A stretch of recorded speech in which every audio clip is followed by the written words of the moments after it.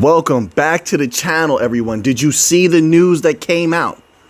You tell me what you think about this. We've been talking about BlackRock showing outward displays of support for Ripple. Now we have this coming out. This article is titled, Ripple's stablecoin debuts on BlackRock-backed tokenization platform. Now, getting past the title, okay? I know that's very eye-catching. Just listen to this for a moment. Listen to this. It begins here. It says, Ripple's RLUSD, which we know is nothing without XRP, backed liquidity and interoperability, bridge currency status, all that stuff. Ripple's RLUSD stablecoin has been integrated into Securitize's platform, allowing users to exchange shares in tokenized money market funds for the dollar-pegged asset. But here's where it gets interesting. Why did they word it this way? Listen to this. The feature was enabled through a smart contract, which now serves as another off-ramp for products offered by asset managers BlackRock and VanEck. According to a press release, it functions 24/7, allowing users to access instant liquidity. Ripple added. BlackRock and VanEck. Folks, I'll say this again, and maybe this is a small step to some people. In my humble opinion, I think this is a very significant display of there's something developing. There's a relationship developing behind the scenes, and it may have been going on for quite some time. And they're taking baby steps as to not, maybe I shouldn't say alarm people, but send off the flare. They don't, you see what's going on right now with the markets and stuff, all this volatility. They don't want things too bullish right now. They're not finished getting in position. If you only have 25 to 30% of global financial institutions that have gotten on board with ISO rich data you're going to need for DLT interoperability, period. You're going to need that. If you only have a certain percentage, let's say 60 to 70%, we're hearing all types of numbers of businesses that are actively working on adopting DLT technology, or even lower number than that in the US, it's not time yet.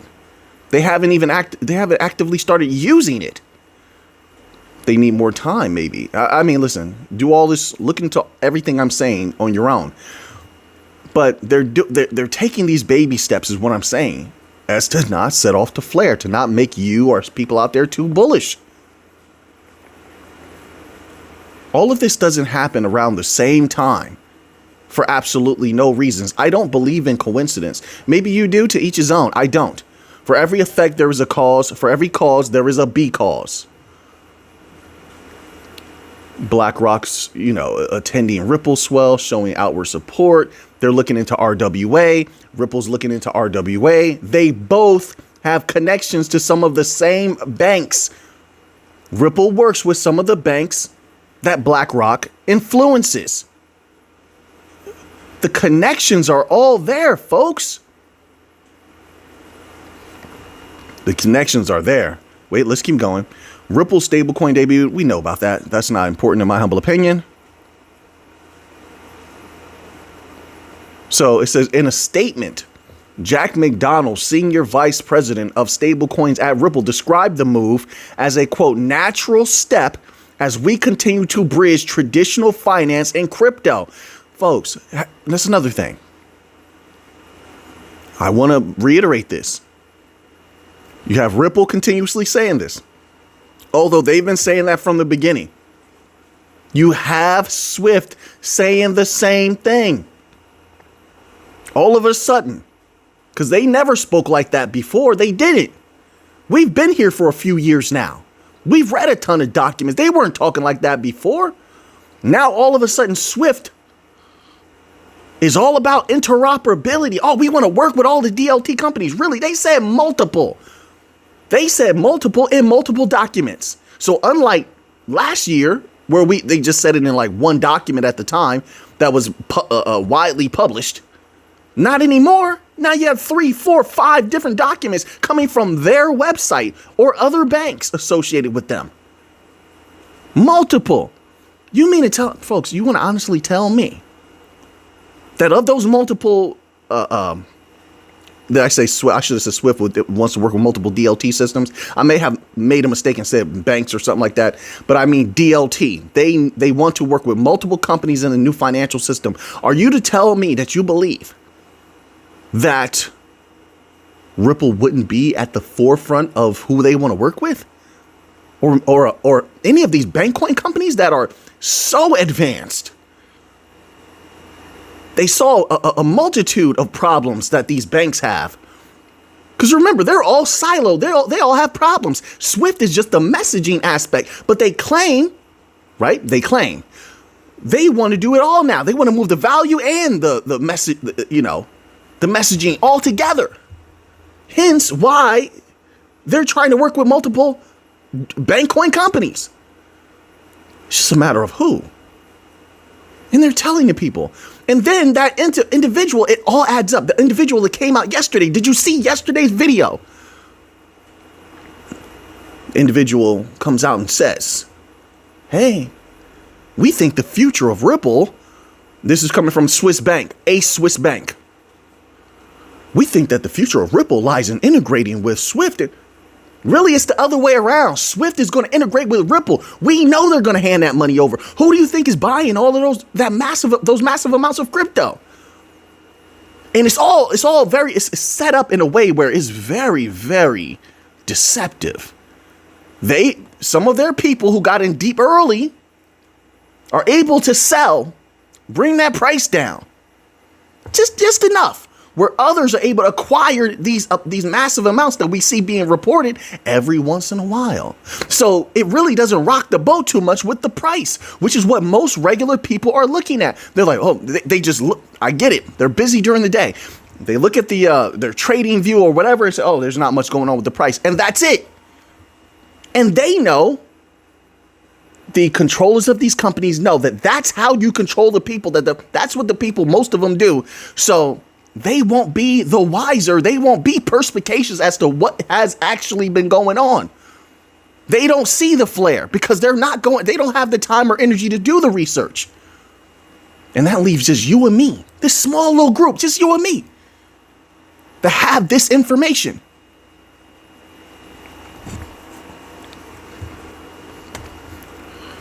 BlackRock, from what we've seen,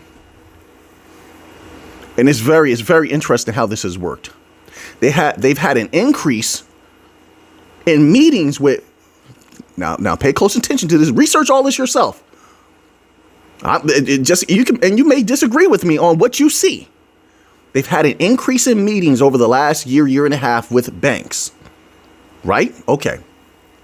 They've had influence over the banks through those two mechanisms that I showed you for years. All right. So we're keeping that in mind.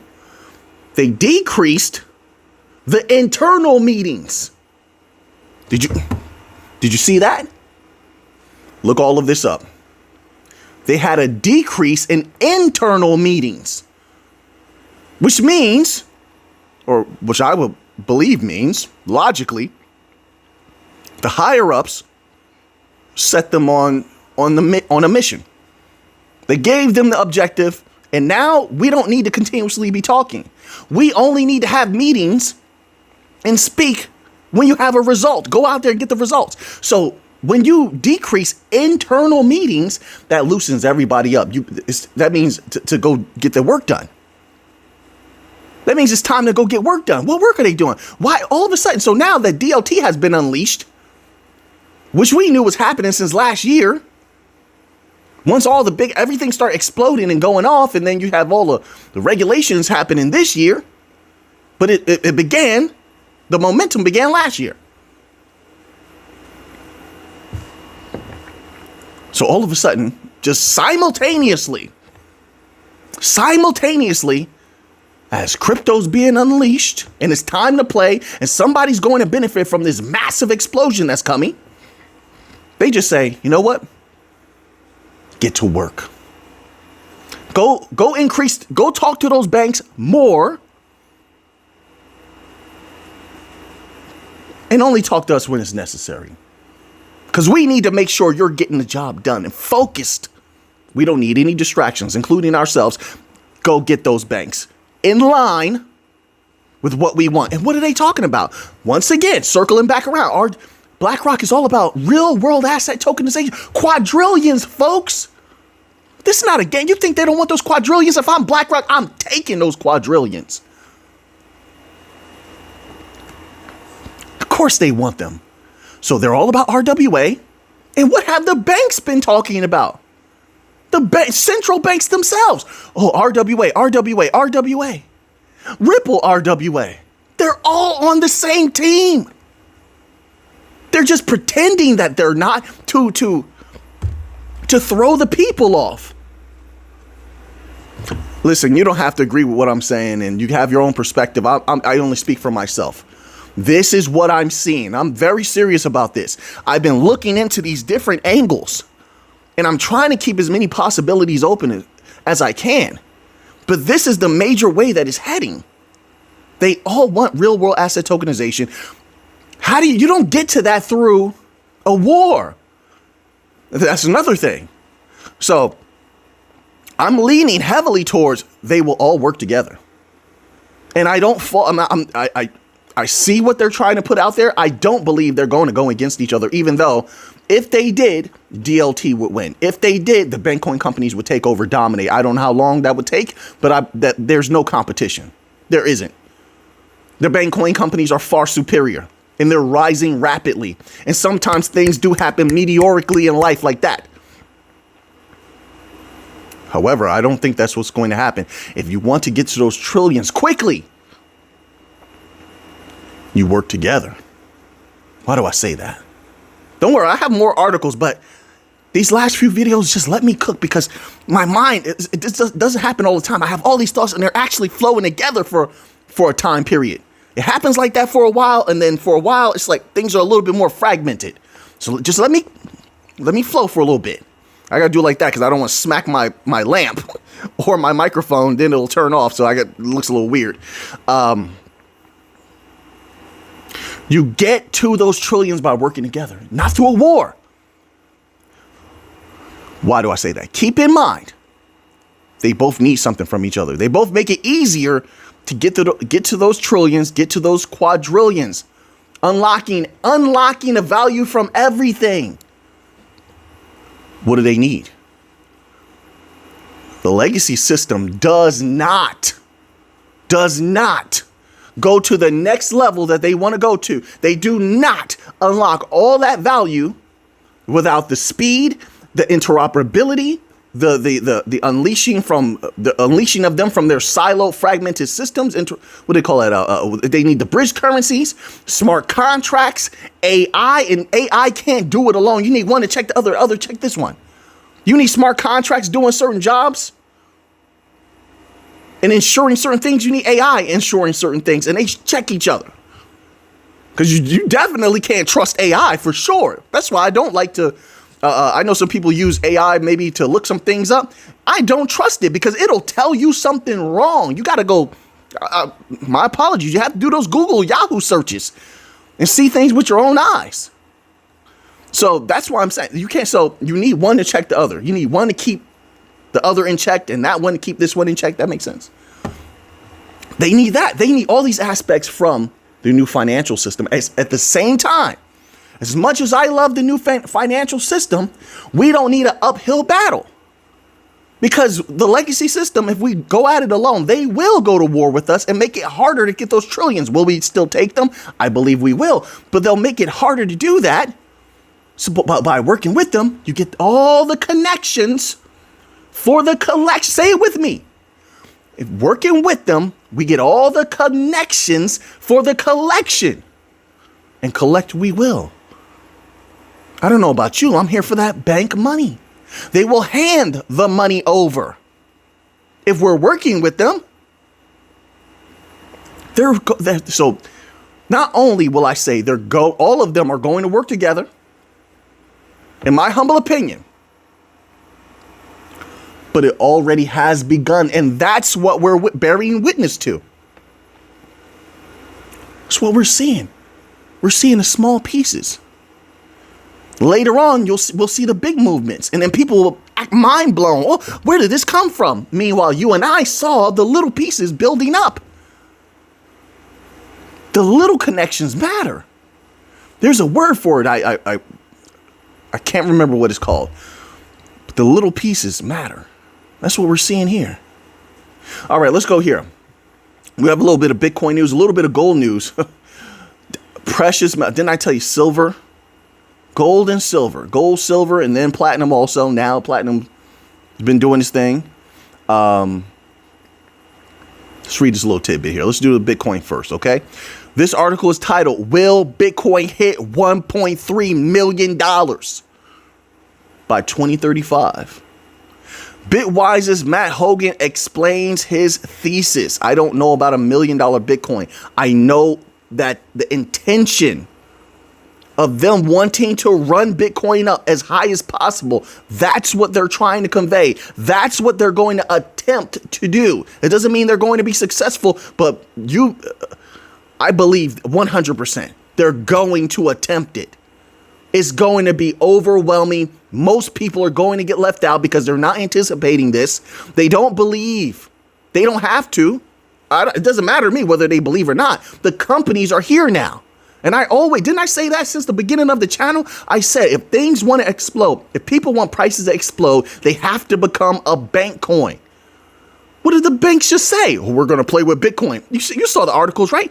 Bitcoin pretty much might as well be a very basic bank coin. They're going to play with it like that. It doesn't serve all the purposes of an XRP, Solana, etc. No, but they're bringing it under the fold is what I'm saying. Once those big financial entities step in, that's what you want because you can take their money. But also the manipulation is going to rise up, is going to raise.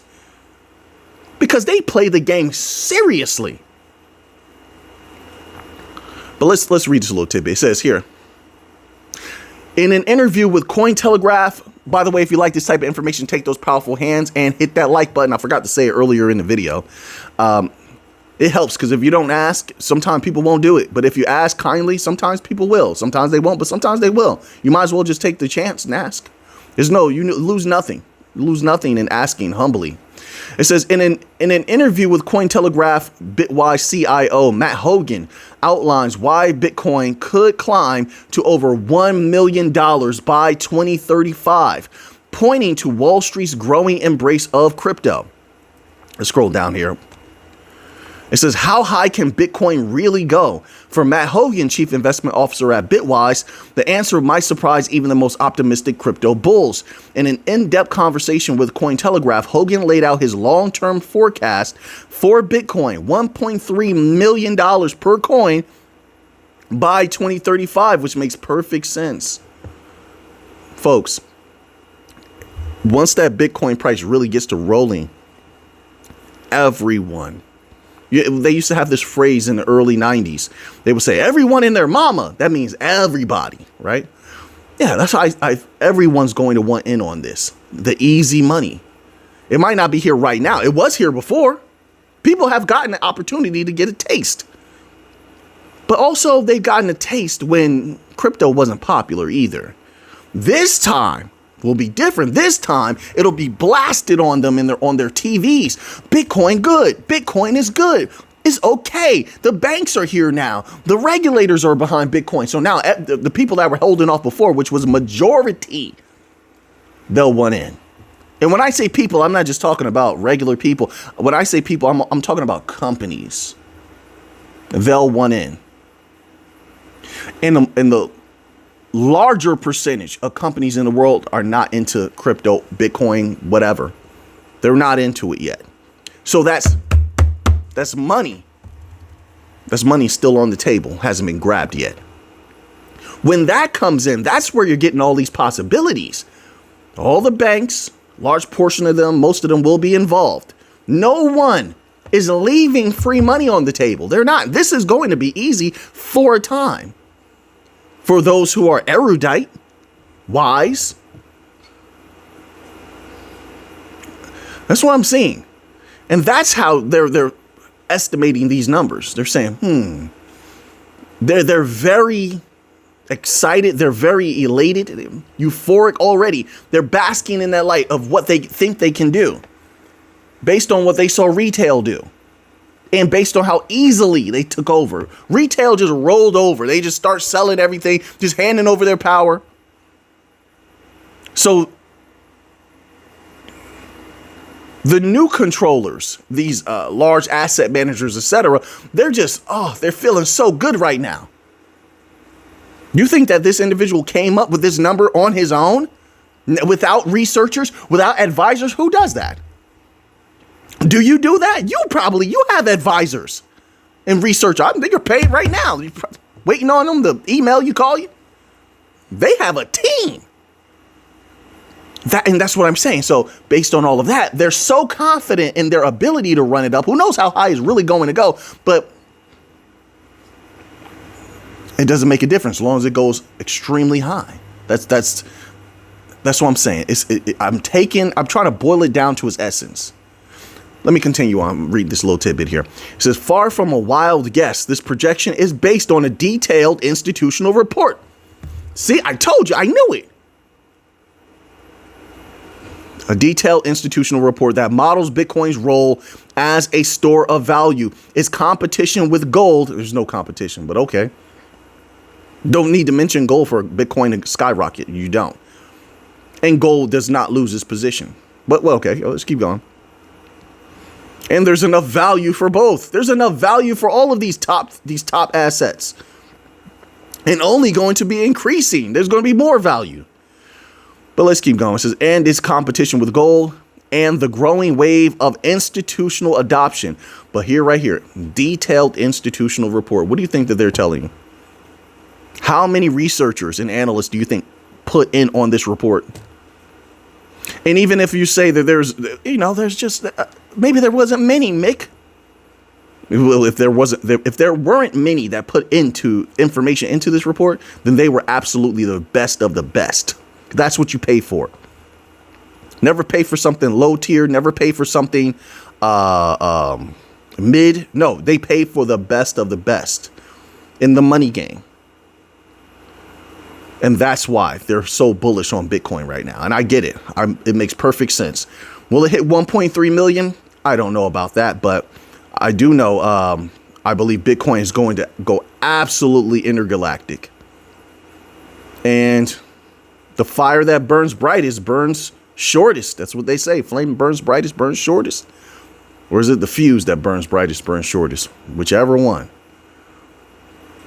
So they're going to have to move in, get in, and I think get out.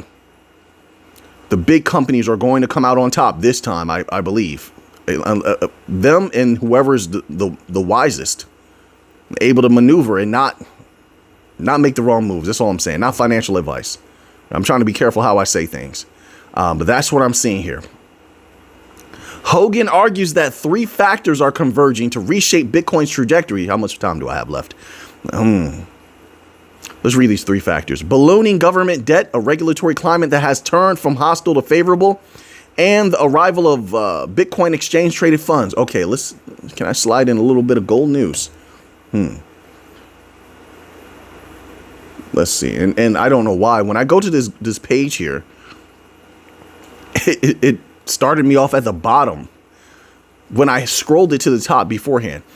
So this article is titled, very quickly, Gold Price Ascends to New High, Silver Price at 14-year Best.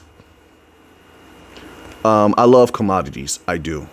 Gold rose by nearly 1% to set another all-time high on Monday as persistent political uncertainty and expectations of more U.S. interest rate cuts continue to fuel demand for the metal.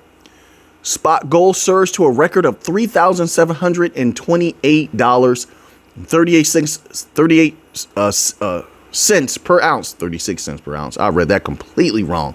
My brain just went, it just went unbelievably out of control for a moment. $3,728.36 per ounce during the early hours of trading. By 10:30 a.m. ET, it traded at $3,718.77 an ounce for an intraday gain of 0.9%. Gold is bullish into the future. I just said that the other day, didn't I? Yesterday's video. As long as you have central banks backing gold, geopolitical tension, a few other things, gold is going to remain bullish. Once you see those things waning, going away, then I'd start asking some questions. But I don't think anytime soon those things are going away. There's a major problem in the financial system. That's why everyone that's, in my humble opinion, that is in the know is gobbling up some gold. They're protecting themselves, protecting that value they worked so hard to gain. We're not here to play with our value.